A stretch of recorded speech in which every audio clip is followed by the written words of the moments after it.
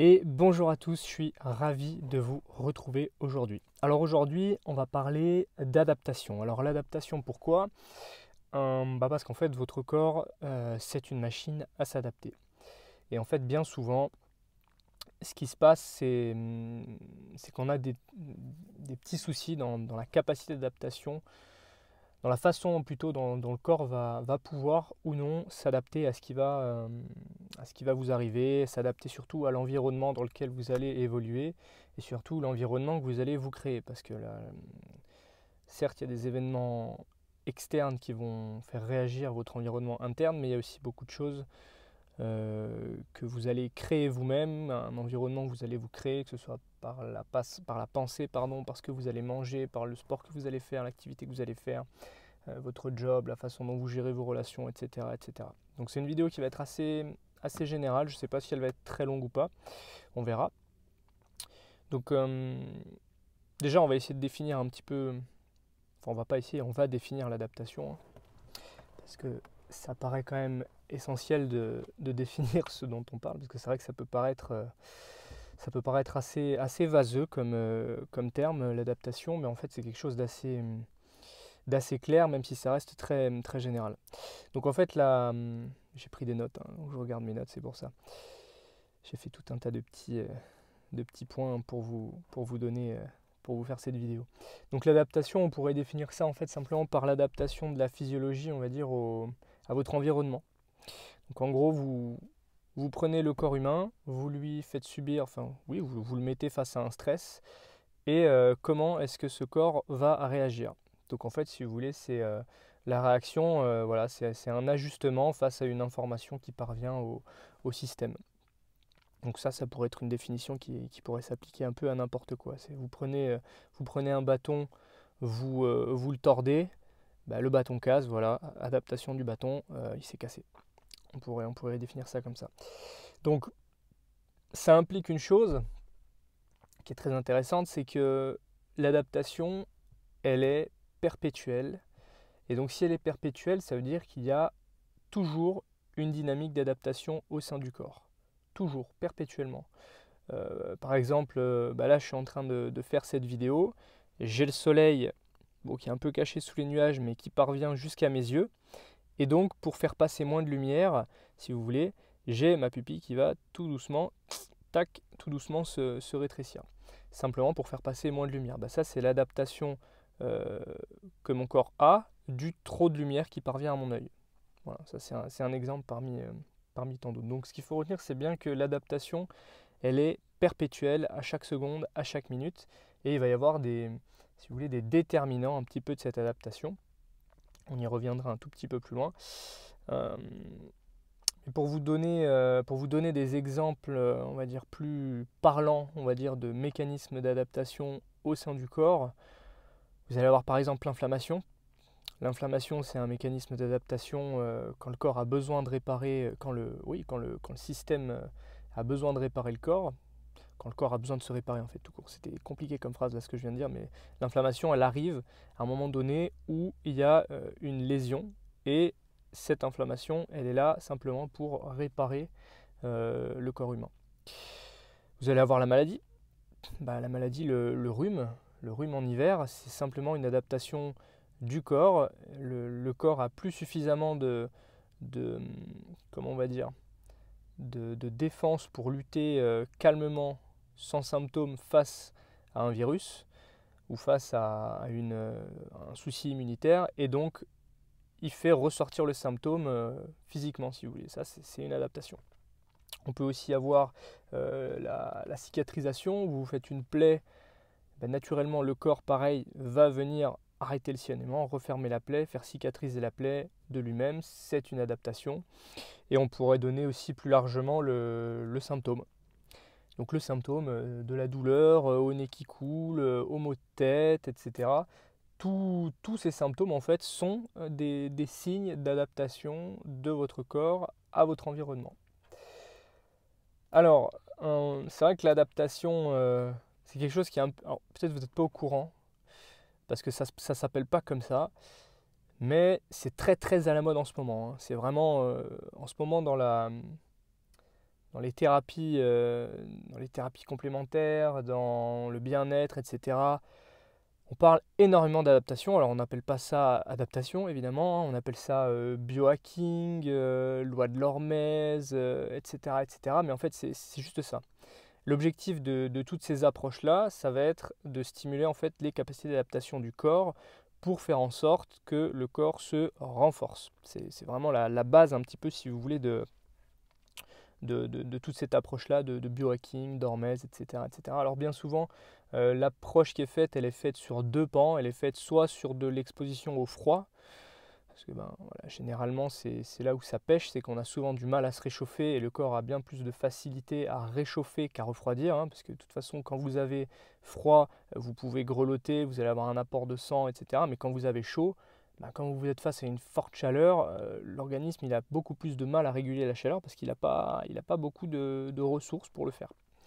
Donc c'est pour ça qu'on met l'exposition au froid et la respiration, bah, tout simplement parce que la respiration, on a un impact hormonal et neurophysiologique hyper important. Mais ça, je vous renvoie d'une part vers mes vidéos et si vous voulez venir suivre des ateliers de respiration, évidemment, je vous invite soit à me contacter, soit à aller directement sur ma page Facebook où je partage régulièrement des événements de prévention sur le mal de dos, la respiration, etc.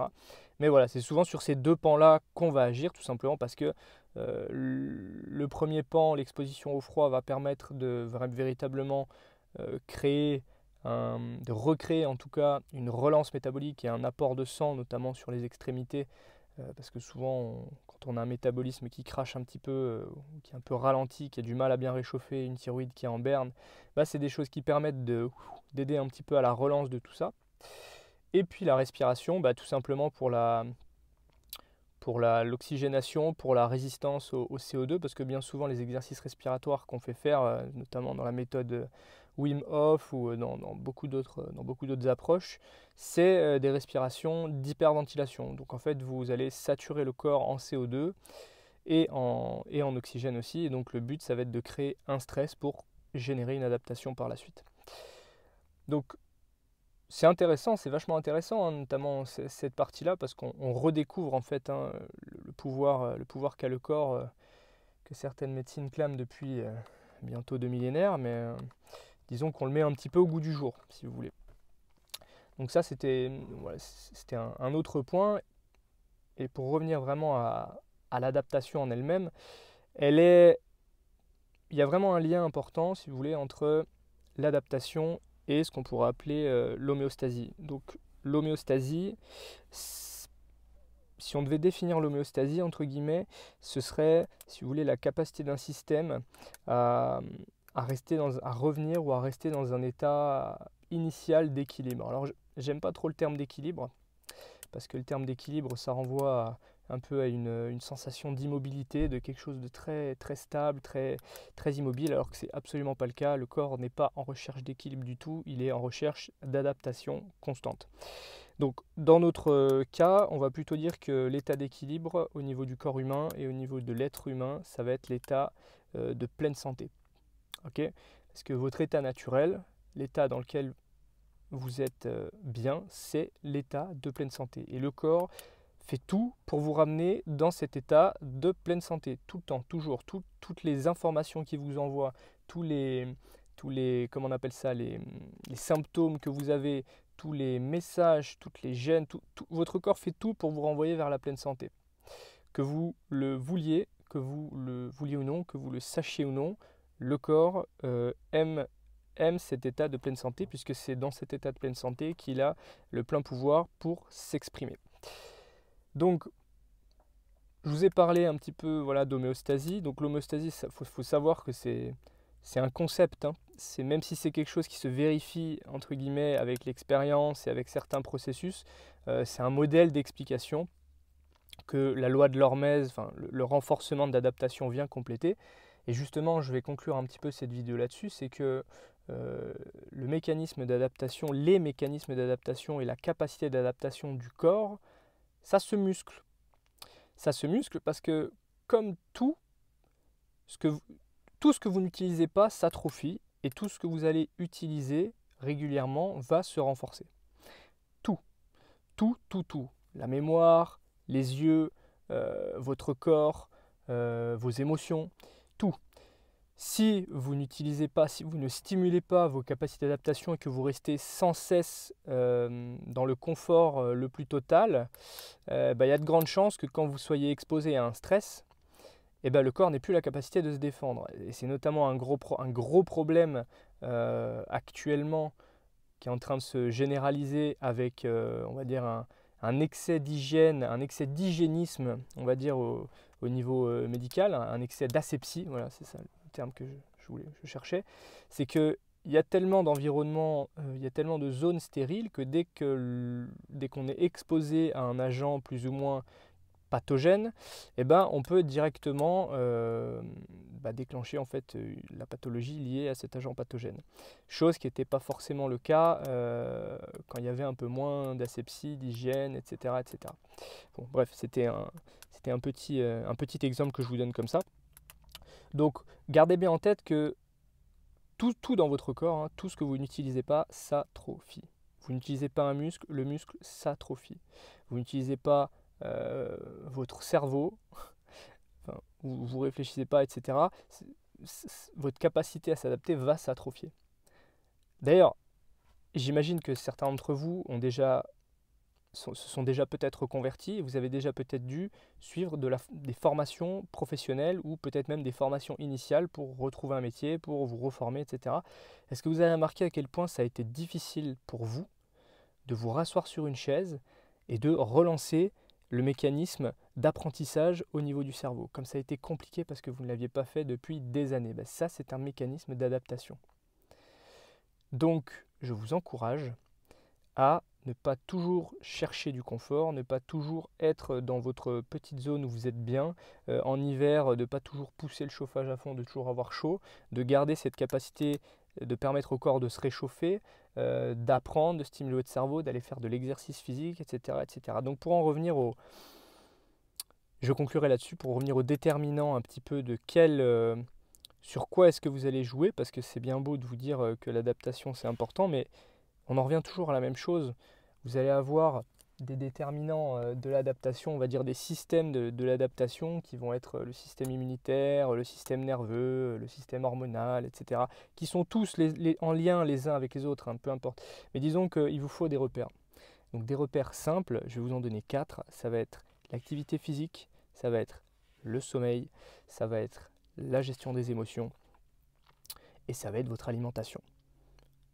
Basez-vous là-dessus, regardez ce que vous faites actuellement, qu'est-ce que selon vous serait mieux de faire et commencez petit à petit à générer des phases d'adaptation pour votre corps.